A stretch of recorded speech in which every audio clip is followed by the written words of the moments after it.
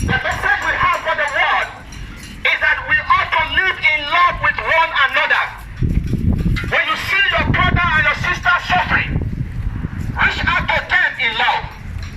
Support the weak. Support the vulnerable. Support those who are suffering around us. That is the religion that God recognizes. We need to live in love with one another. We need to live in love with one another. The reason why we have suffering, we have poverty in Nigeria, is because we don't live in love